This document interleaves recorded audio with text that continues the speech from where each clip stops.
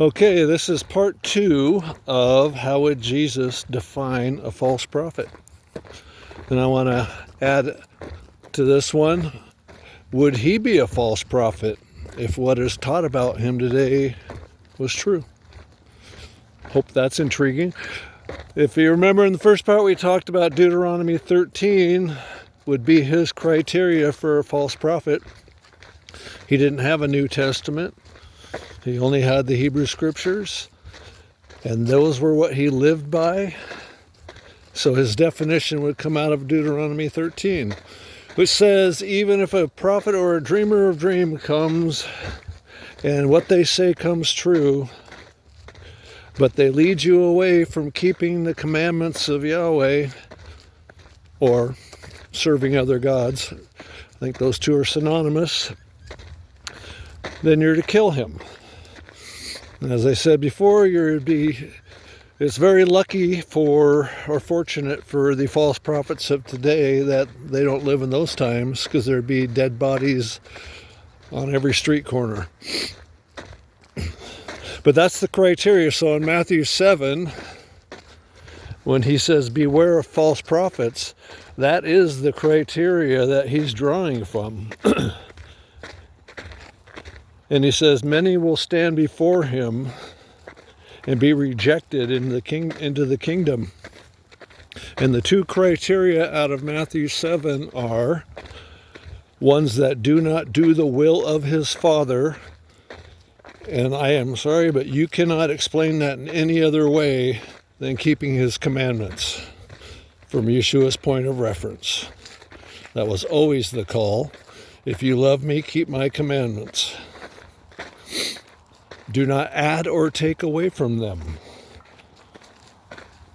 That's very important. And the second criteria is lawlessness. Depart from me. I never knew you, you who practice lawlessness.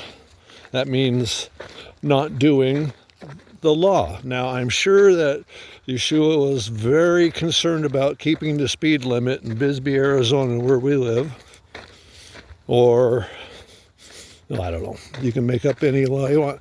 The only law he was concerned about, and the only law the apostles were concerned about, is the law of Yahweh, his commandments.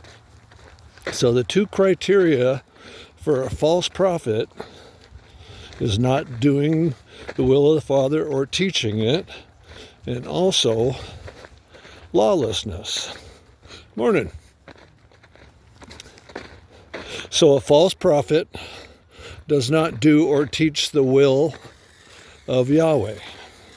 And the will of Yahweh is his commandments, his covenant faithfulness. And the second one is just outright lawlessness. So what is a false prophet? It's one who doesn't do and teach the will of the Father, and one who practices lawlessness.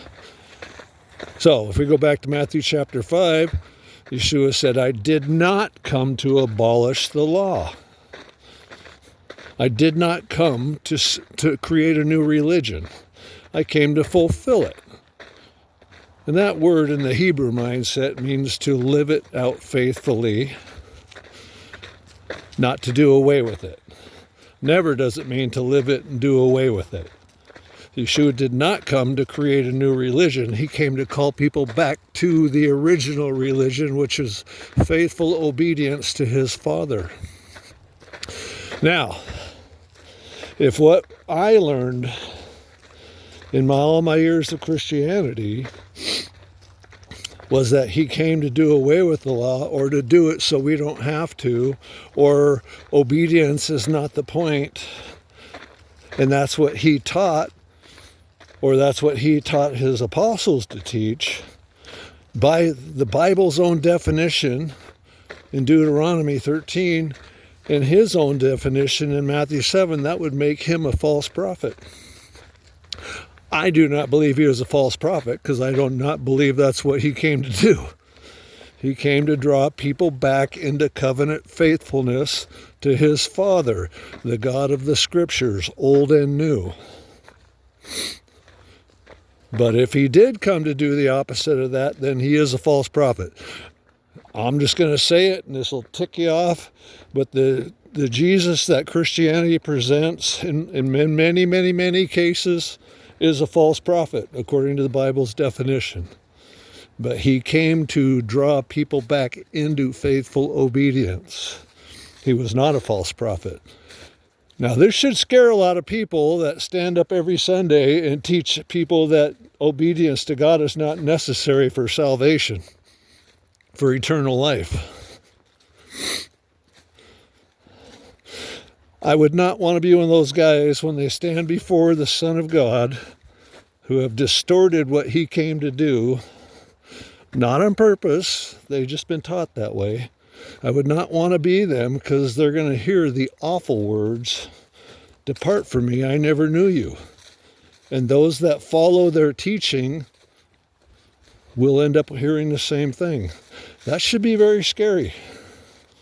And I only bring this up because I like people to yell at me. Now, I bring this up because this is a reality. Do we believe the words of Yeshua or not?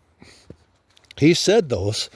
This was his first sermon, and it's all about how to keep the law from the heart, and about watching out for those that say you don't have to keep it. Those are his words. He's teaching his disciples. He's teaching his apostles. And when he sent them out in Matthew 28, he said, "Go and teach all that I've commanded you." He's commanding these things. Yet we say they're not important because we misunderstand Paul's point. Paul, the one who said, "I believe everything written in accordance with the law and the prophets, and do my best to be blameless before God and man because of the coming resurrection of the righteous and the unrighteous."